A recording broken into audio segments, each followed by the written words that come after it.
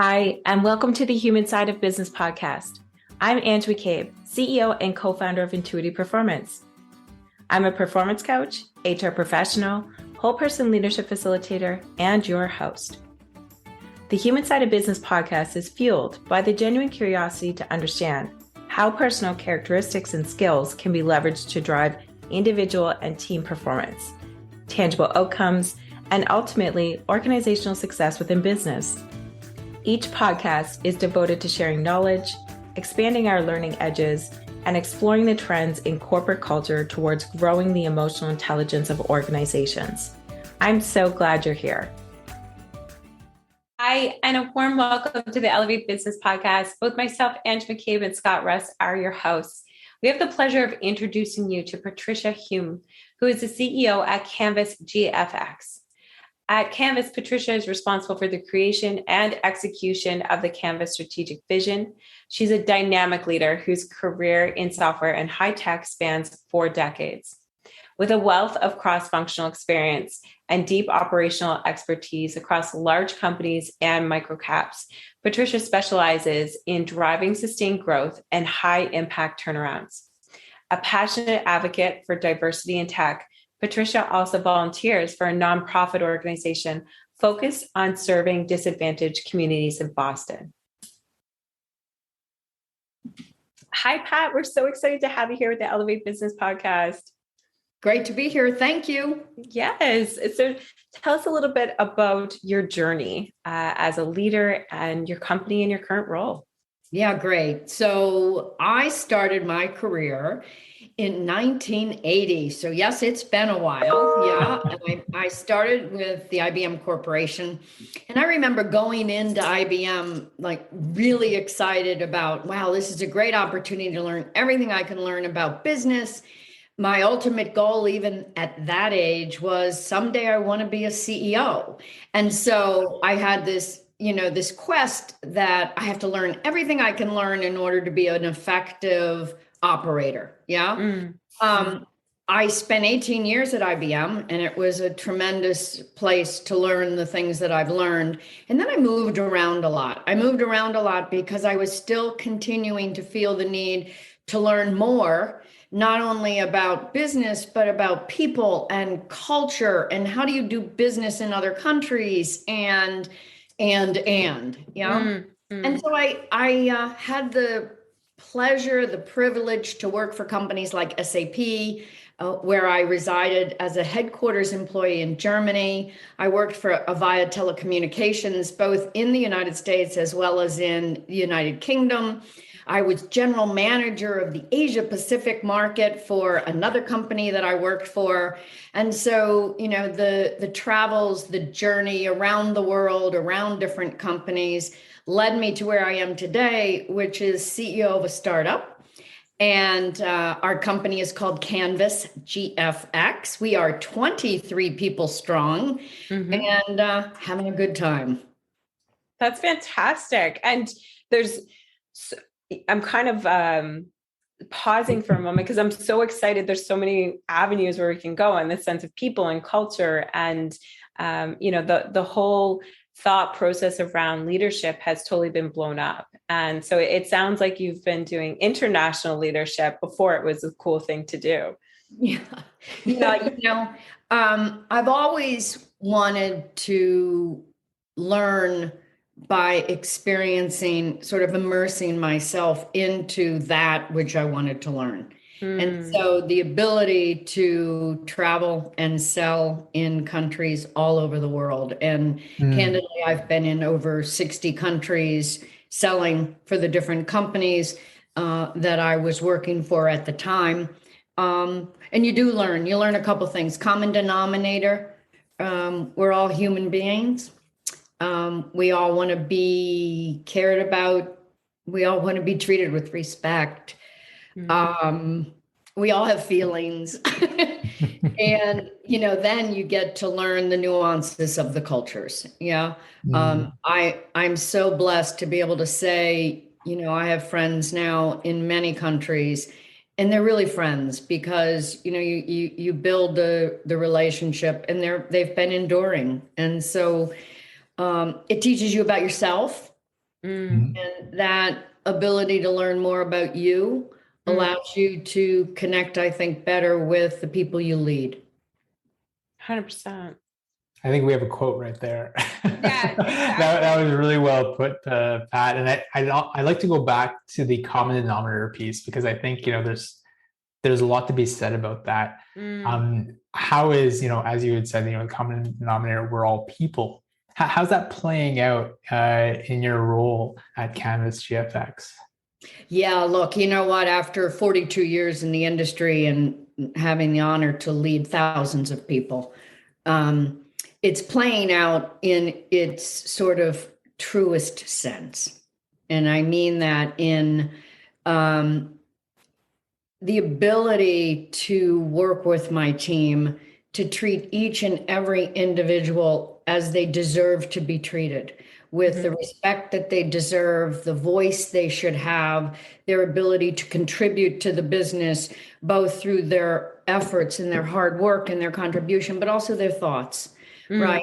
And sort of their emotional feedback. Yeah. Mm-hmm. And the reason I say it's the most honest it's ever been, and I'll say this, after you get to a certain point in your life and in your career where it's not about you anymore, right? We grow up trying to achieve something for ourselves, and sometimes our ego gets in the way, or our insecurities get in the way, and it manifests itself in a way that we really don't want to be viewed, but we are viewed that way, right? And after a point in my life, to talk personally, it got to a point where it wasn't about me at all anymore. It was all about them, and them being my team, their ability to thrive, my ability to give them the 42 years of learning that's in my head, being able to transfer that knowledge, teach them, and have the patience,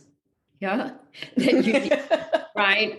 As you're teaching people that don't know what you know. How could they, right? They're not even 42 years on the earth, much less 42 years in business. Yeah. And that's why I say it's more honest, because I said it once, I'll say it a second time. It's not about me, it's about them.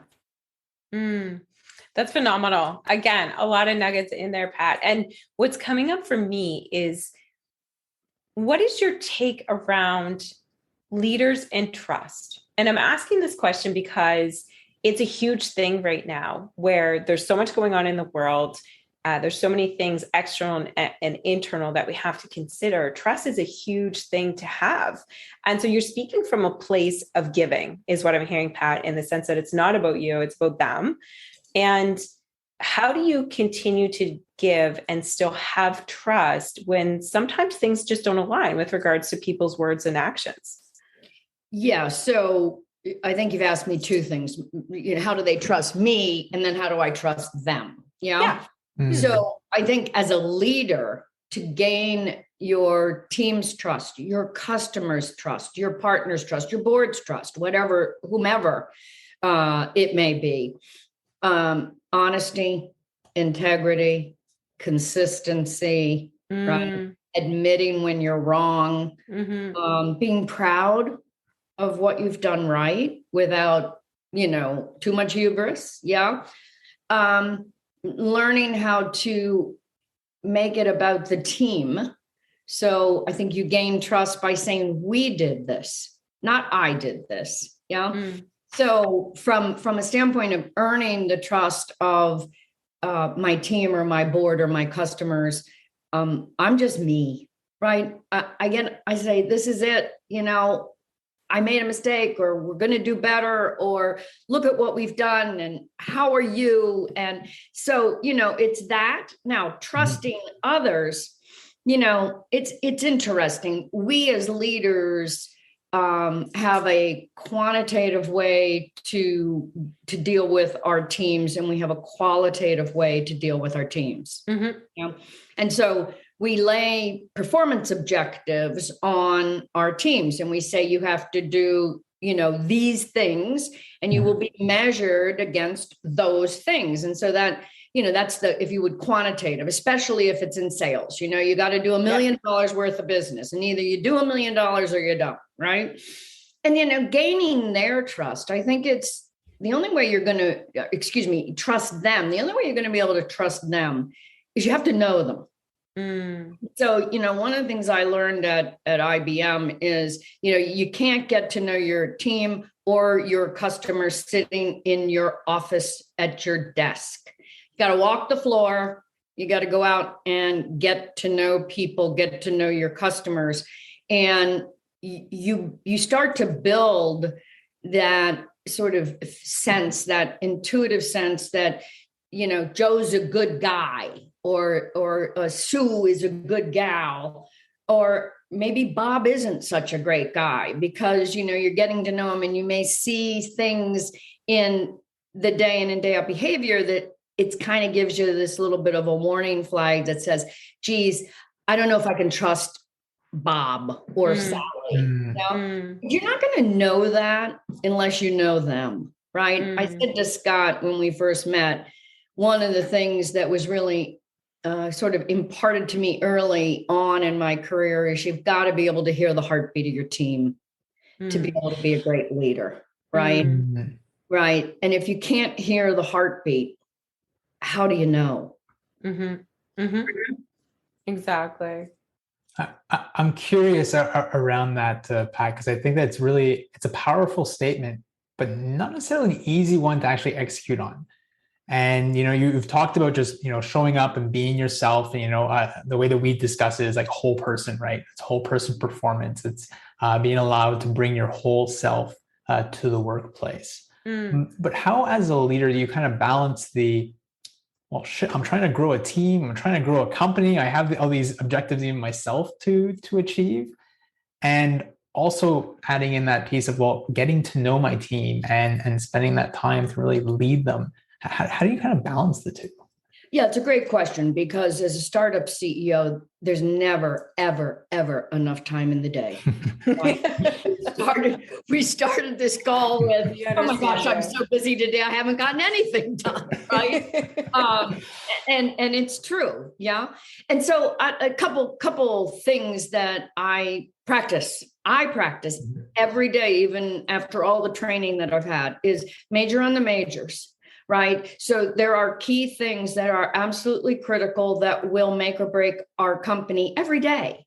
Right. And maybe that's an exaggeration, but certainly there are things that are going to impact our company one way, shape, form, or another. So I have to major on those activities. I'm in a fundraising mode right now, and raising our next round is where I'm focused, albeit I have 25 other things that require my attention.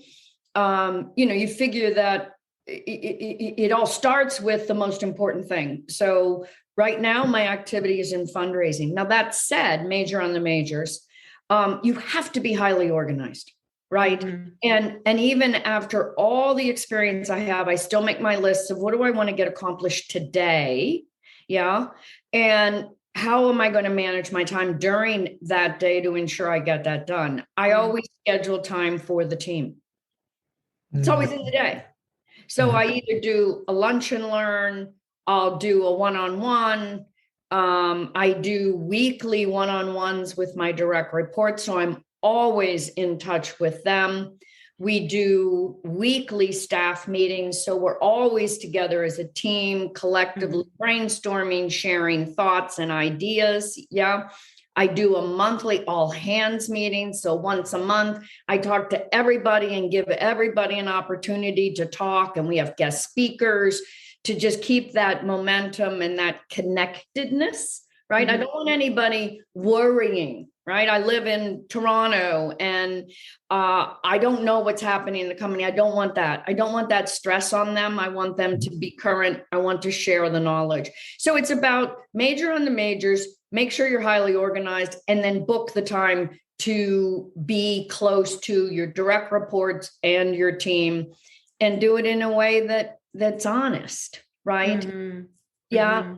And don't be afraid to share what they need to know, because think of it as yourself. How would you feel if you're working for a company, you're working night and day, you're doing everything you can, you believe in the mission, but nobody talks to you? Right. Nobody tells you anything. right? Yeah, It's a definitely. terrible feeling, Yeah. right? Horrible. And then you think it's just you. Like, what am I doing wrong? Why are you talking to me? Right? Yeah, the You don't want imposter comes in. Definitely. For sure. For sure. And what I'm hearing is, it's radical transparency, of course. So it's being as transparent as predictably possible with all of your team members all of the time. So that aligns with that consistency piece as well, is what I'm hearing, Pat. And I think that's amazing. Where my mind goes from another place of curiosity is, when you're looking at your company vision and where you're going, so you're in your second round of funding, there's a lot going on a daily basis. How do you keep your team members aligned with that vision? Yeah, that's a great question. So, because I had a great teacher, and the great teacher was the IBM Corporation, there were certain best practices that they instilled in us as employees and eventual leaders. And one of which is the beginning of every year, we sit down as a team and we define our major goals and objective for the year. Now, for us as a startup, there's some obvious things you would expect us to focus on, which is growth. So we measure growth in both what we call bookings, because we're a SaaS company, as well as revenue, right? We measure customer acquisition, right? So how many new customers do we want to bring in? Because if you bring one customer in and you achieve your revenue, that's not the right answer. You don't want customer concentration. So you put a metric in for number of customers. And then, of course, retention of customers, right? In a SaaS business, it's all about being able to retain your customer. So we set those goals in the beginning of the year. And I set out the performance plans for my direct reports. Now, each has a functional responsibility: engineering, sales, customer support, marketing, whatever. Yeah. And then I challenge them, I empower them to say, okay, what are the 3 things or 4 things you're going to do that are functionally specific to roll up to the attainment of those corporate goals, right? 100%. 100%. Right. So we waterfall it down. Yeah. And then we talk about it at the first all hands call in the beginning of the year. And we say, guys, here's the corporate objectives. And then the head of engineering says to them, here's what we're doing. Here's what sales is doing. Here's what, right? Everybody hears it. Everybody's aligned. Now, great. We got the table set, right? And everybody kind of gets where we're going. But, one thing I learned again at IBM, inspect what you expect. So you have to measure it. So we have a operational cadence where we meet every quarter around the operational sort of sub KPIs or OKRs of each of the functional units. And we measure against our goals and we do trend analysis. Yeah. And we run it in a traffic light approach, like probably most companies. Green, we don't have to talk about it. Things are trending up and to the right. Yeah. For revenue or bookings. Yellow is, ooh, what's going on? A little caution here. Red, we need a recovery plan. Yeah. All hands on deck. How do we fix it? So we have that cadence. Yeah. And it's sort of it works also as sort of a performance feedback session. So you don't have to wait till the end of the year to know how are you doing against your performance plan. Right? Exactly. You can see it every quarter. You say, hey guys, we collectively aren't doing what we said we were going to do. So we got to up our game. Yeah. Makes Definitely. sense? Yeah, it totally does. And it's really, I've noticed in the past, 5 to 10 years, a lot of companies are moving towards, not just a one-time performance review, but rather more of a check-in style. So having pulses anywhere between quarters, sometimes informally in between on a monthly basis. And it's not just about the job anymore. It's also about the person. And so it's not talking about, okay, where are you on our graph? Are you meeting it? Are you not meeting it? Although, albeit that's part of it from an objective perspective, but you get where I'm going, Pat, in the sense that it's a person too. And so if we are hitting a blind spot or if we are hitting a yellow light per se, then it's having those conversations around what's getting in our way, what resources do we need, and having, I feel like it's a moment to repower team members and helping them problem solve their own issues. Right. So it's more of that coach approach style that I can see really dipping into performance now than ever before. Because it's not the carrot or the stick. It doesn't work anymore. And it's more about how do we make this a meaningful process that we have our team members continuously engaged and feeling safe to innovate as well. I think that's brilliant. I love safe to innovate. I call it courage, but same difference, right? Yeah. The safety factor needs to be there. And I love that, right? I'm going to use that, by the way, on my next couple hands. I'm writing it down. Thank you, Pat. Of course. I like that one. And I mean, like, we're really passionate about performance. Jump in, Scott. But we're really passionate about performance in the sense that, it's again, taking a look at that whole person, right? So it's all about being able to pivot with them and talking about stretch goals as well. And that's one thing that we really influence or advocate for our clients is, okay, great. You have objectives. So when you have a whole bunch of A team players, what's the next step? How are you getting them to problem solve that piece? Because it's not just about talking about the bad things that aren't getting done. It's really about problem solving. And, if we have another knock on wood, another strand of something or other out there, then how do we pivot? How are we getting creative to minimally keeping pace, excuse me? If it's something that was 2D, how do we turn it into 4D, right? How do we utilize efficiencies in our online apps, et cetera, et cetera? So it's certainly a passion in the sense of bringing people into performance and it not just being about metrics and I guess task taking per se. I think that's spot on. Couldn't agree more. It is about the whole person. We need to take care of them.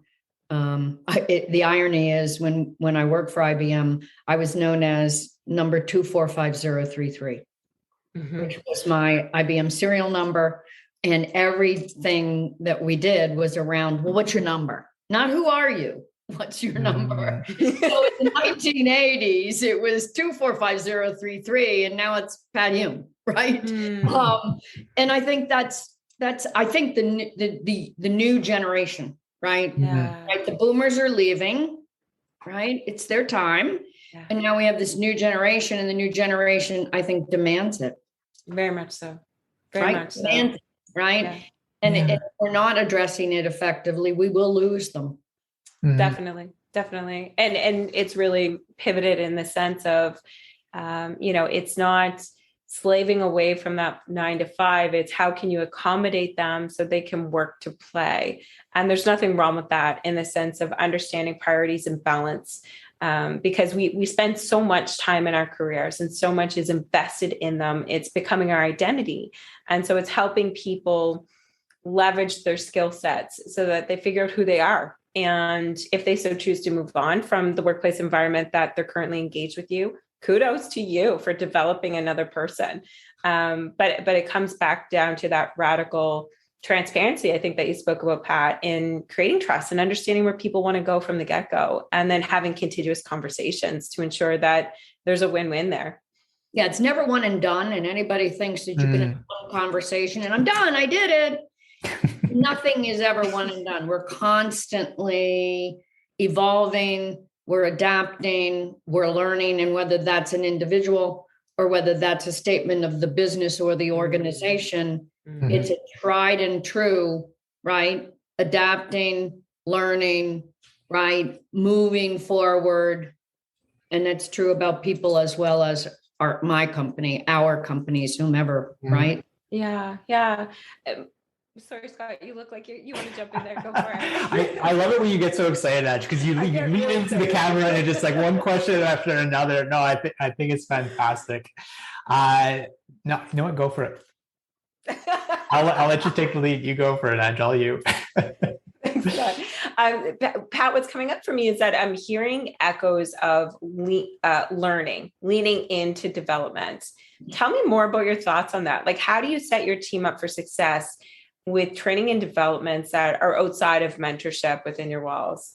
Yeah. And it's a great question because it's a hard question for a startup, right? We have X number of dollars to do Y number of things. Yeah. Right. And the frugality requirement of a startup is real, right? It really is real, right? And as much as I would love to say, okay, we're going to pay this person or that course or do that, we can't afford it. And that's a reality. Yeah. And so what we will tend to do is we do a lot of prescribed learning, where we will take a topic that we believe is slowing us down. Okay. And we will, sit around as the leadership team and say, okay, do we all agree this is slowing us down? Yes, no. And then who has the best skill base around the table to help pull together? The term training material is too strong, but pull together a deck, right? A whiteboard, whatever, to frame the challenge and think about, ways to help the team overcome that which is slowing us down. Okay. And what we find there is we will have a prescribed sort of approach to the meeting. It'll be typically a lunch and learn, right? Because people have to eat.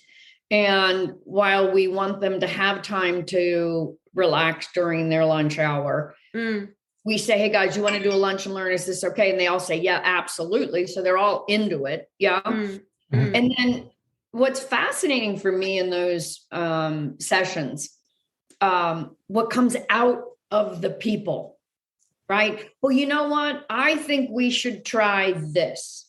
And, you sit back and you look and you think, wow, you know what? That's not a bad idea. And the thing I love is when the ideas are able to be implemented, and they weren't ours, they weren't the leadership team's ideas, but they were the 23-year-old brand new man or woman that's just joined the company. And you're like, wow, great idea. Let's do it. And I think there's a bunch of stuff that happens in that. Number one, we acknowledge a challenge that's probably frustrating them, right? Because a lot of times it's like, does leadership even know we're having problems with this, right? And so it's kind of like, yeah, we know, we hear it, we're trying to help, right? So we're listening, we're trying to help, and then we give them a voice, right? And then, if it's an idea we can adapt, we adapt their idea instead of it always being us. And so, right, it's a nice circle of goodness. You know what I mean? Now, when the idea isn't able to be executed, we don't say, well, that was stupid. We don't say that. And I don't even think that. What I will do is I'll say, explain that to me a little bit better, because I don't quite understand exactly what you mean and how you mean it. And then when they describe it, I'll say, all right, that's cool, but let me explain something to you that you couldn't know because, you haven't been in business for 42 years. If we do that, here's kind of the cause effect. And this is why right now is not a good idea to do what you're suggesting. The idea is a good idea. The timing's bad, something like that. Right. Because if you don't have a conversation around the ideas, you're not going to hear anymore, because they're going to say, you know what, we bring these ideas in and they go, forget it. That's not right. Yeah. We can't do that. So if you're going to do it, you got to do it right. And I think what I'm hearing there, Pat, is you're tying ideas and outcomes together. And so you're just saying that you're being transparent as to, well, this is the outcome that might occur if we implement this idea. And you're not only educating your staff and your team members, but again, you're providing that space for them to feel and be heard, whether or not their ideas are actually being implemented or not. Exactly. Or you're never going to get ideas again. Yeah. Right. Because we're human beings. Okay. I gave them 10 ideas. They ignored me every time. I don't like the company. I don't like the culture. I'm moving on. Exactly.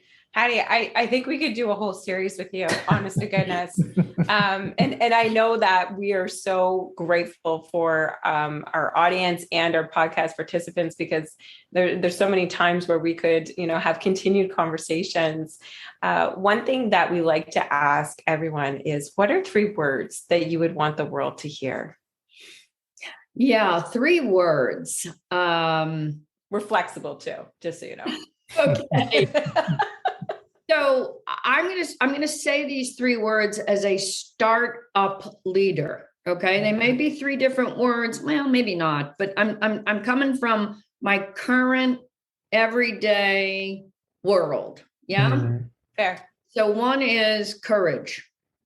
Don't be afraid, right? We're gonna have good days. We're gonna have bad days. Mistakes are made. So courage is a big word that covers lots of ground. Yeah. Persistence, right? Persistence, diligence. Nothing worth doing is done quickly, right? We've heard all the old adages, Rome wasn't built in a day, blah, blah, blah. Well, that's true. So persistent and diligence. That tenacity is so important. And I'm all about learning. Yeah. I was talking to someone yesterday about, don't be afraid to ask a question. None of us know everything. So we all are learning. I'm learning. We're all learning every day. And then the application of those learnings, right? Learning without action is kind of wasted. So those are kind of the things I think about every day, and I motivate my team around those kind of thought processes when they're down, when they're sad, when they're frustrated, when they don't feel that they're doing what they need to be doing. It's kind of like, hey, man, it's okay. It takes time, right? We're going to make it. We're just going to keep going and every day. Yeah. I enjoy you and your perspectives and all of the adages and leadership experience that you have to lend us and our subscribers. Thank you so much for joining us today. Absolute Patty. pleasure. I enjoyed it. You guys are great. Anytime I can help, I'm here. That's great to hear. Fantastic. And for those subscribers who would like to learn more about Canvas GFX, we're going to provide a link to the company's profile on the Elevate Business podcast page. Take good care. Thank you. Thanks for listening to the Human Side of Business podcast. I'm glad you could join us. If you enjoyed today's episode and want to stay updated with our latest content, make sure to visit our website. The link can be found in the episode description, where you can subscribe to the podcast, sign up for our newsletter, and learn more about our whole person leadership services. Sounds interesting? Explore the whole person leadership cohort by Intuitive Performance, a unique program that offers unparalleled support to managers on every step of their leadership journey. Our program features evidence-based assessments, workbooks, group coaching, and interactive learning experiences to help you level up your leadership skills. Reach out today to apply to one of our upcoming cohorts. Until next time, take care and stay curious.